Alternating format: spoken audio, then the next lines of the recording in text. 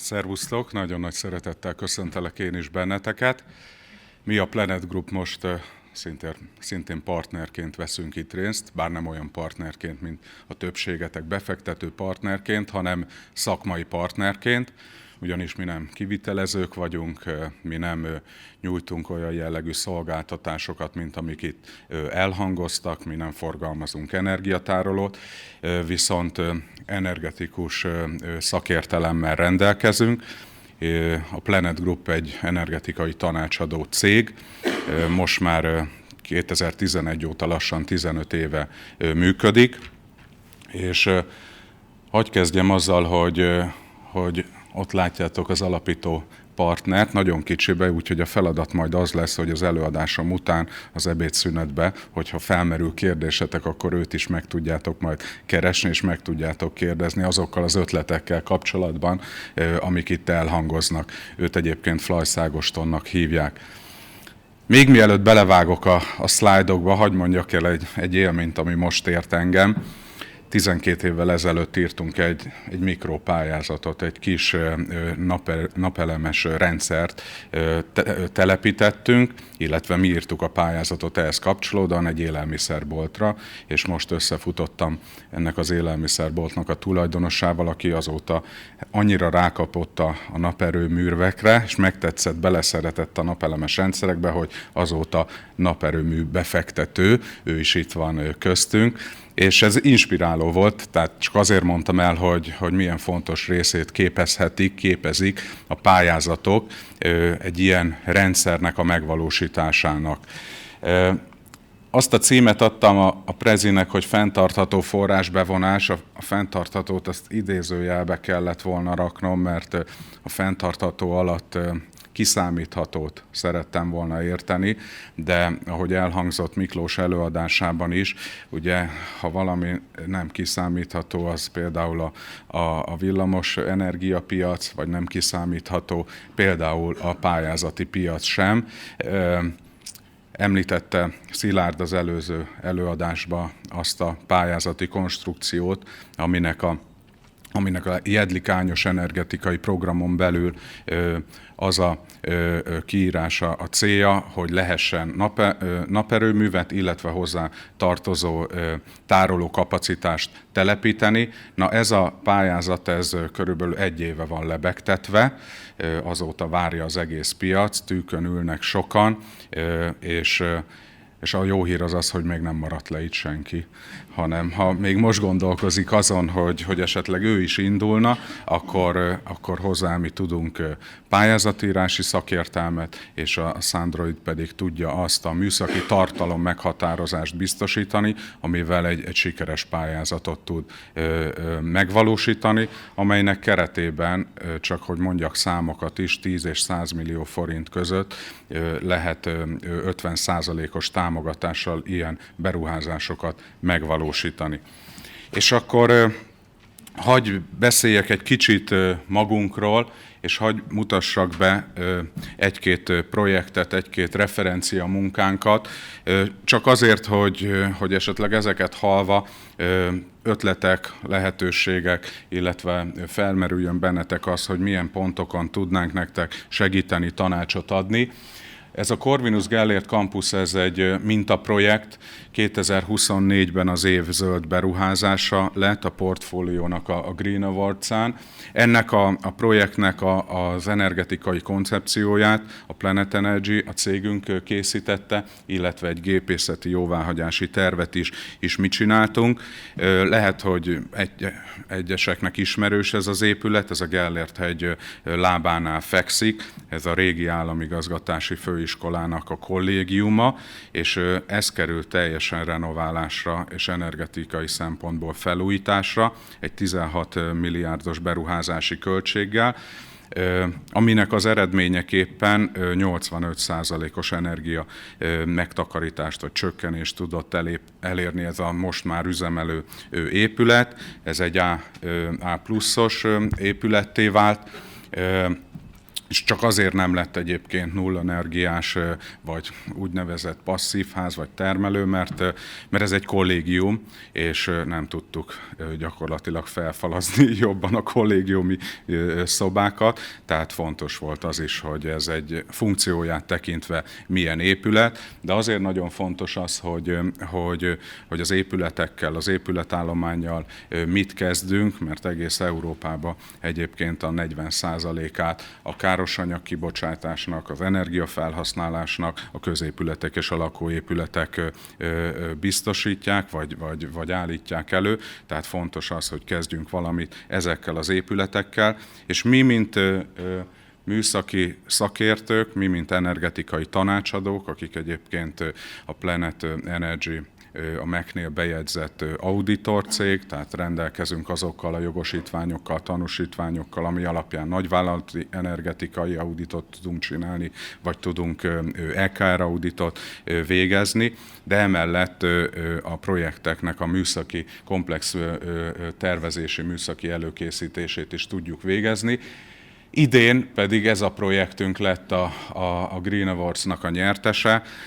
Lehet, hogy azt gondoljátok, hogy bunda, de őszinte leszek, egyik projektet sem miattuk be, hanem a beruházók indították ezt a versenyben, úgyhogy mi is meglepődtünk azon, hogy 2 olyan projekt lett tavaly, illetve idén az év zöld beruházása, amihez közünk volt. Egyébként ez a budapesti Szent Ferenc kórház fejlesztése, ez most már több mint 10 éve tart, ott személyesen projektmenedzserként vesz részt egyébként Ágoston, ennek a beruházásnak az évről évre történő menedzselésébe, aminek eredményeképpen több mint 5 milliárd forintnyi beruházás készült el, és mi voltunk többek között azok, akik ezt az új kórházi szárnyat is terveztünk, ami azóta már megépült és működik.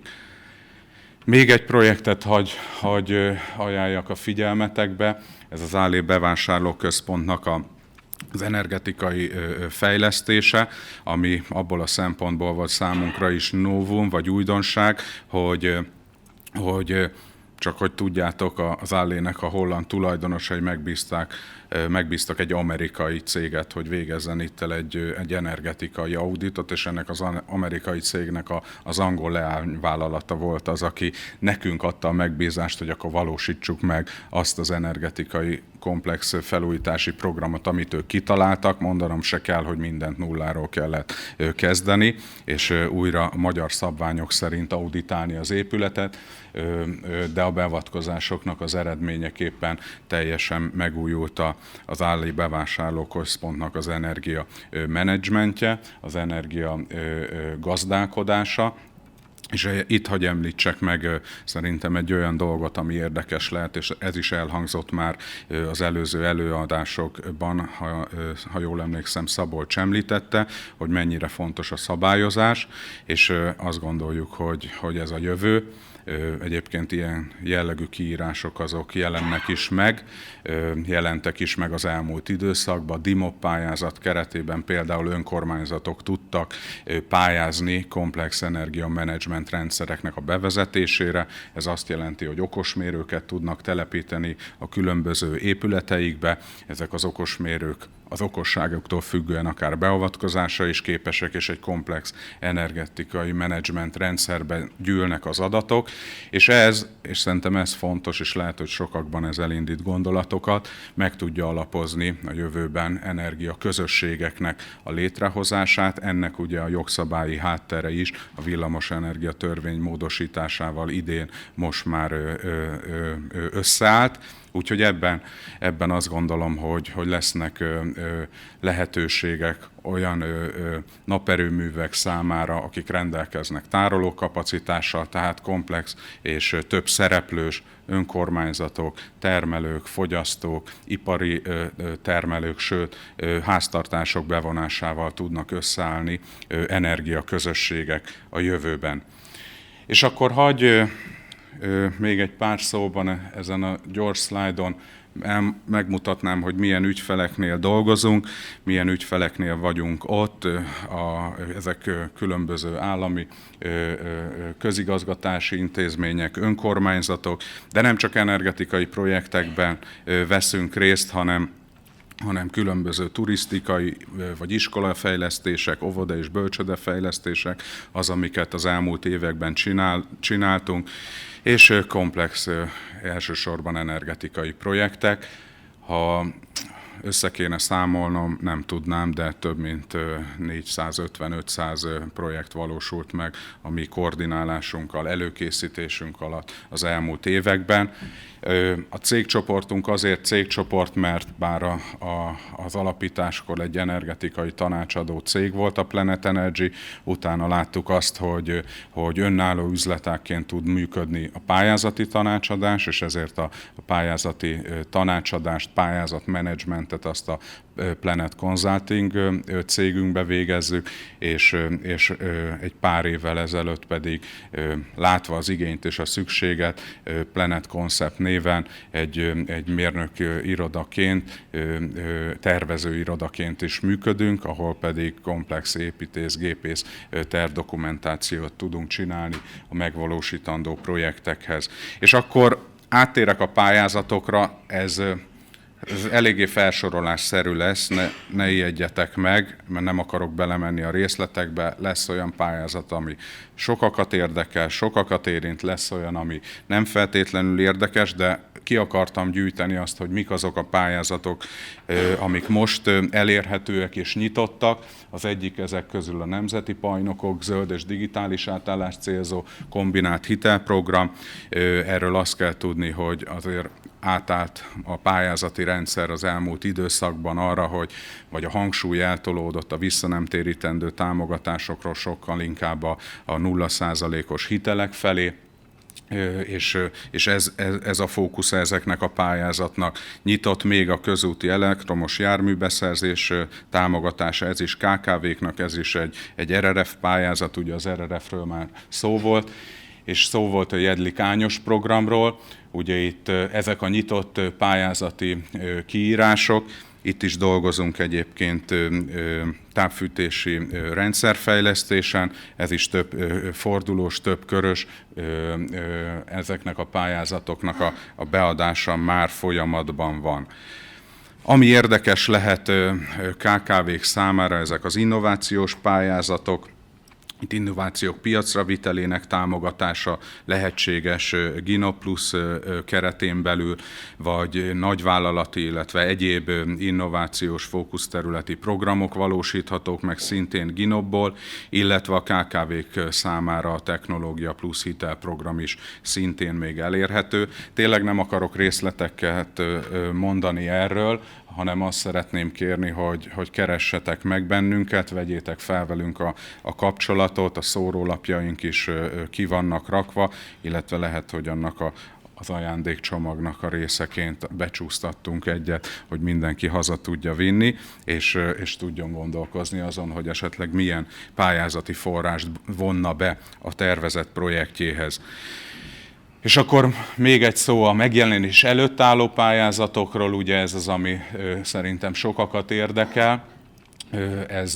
Ez gyakorlatilag társadalmi egyeztetésre került már a tavalyi év végétől, de még mindig várunk a végleges kiírásra, de érdemes rá előkészülni, érdemes már most végig gondolni, hogy kivel, milyen partnerekkel valósítanátok meg ezt a beruházásotokat.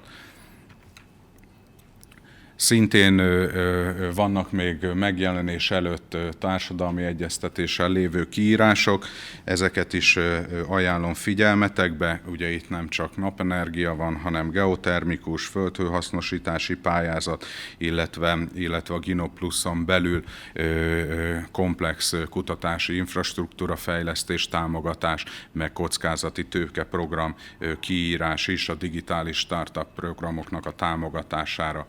És akkor utolsó szlájdként hagy utaljak vissza arra, amiről az előbb beszéltem, hogy a jövő, azt gondolom, hogy az energiaközösségeké, Nyugat-Európában már a jelen is az, de mi itt Magyarországon majd most fogunk tudni ebbe egyáltalán gondolkodni és belépni.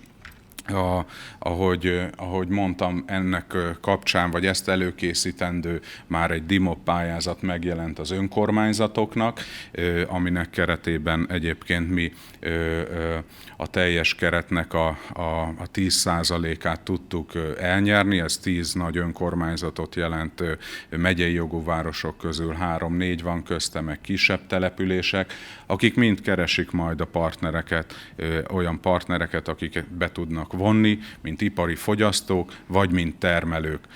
És mindenhol kérdés lesz az, hogy tudják tárolni azt az energiát, ami pont a déli órákban termelődik meg, hogy lesz a leginkább ezen az energiaközösségen belül majd hasznosítható. Remélem benne maradtam az időben, úgyhogy köszönöm szépen végezetül a figyelmet, és mindenkinek további jó konferenciázást kívánok.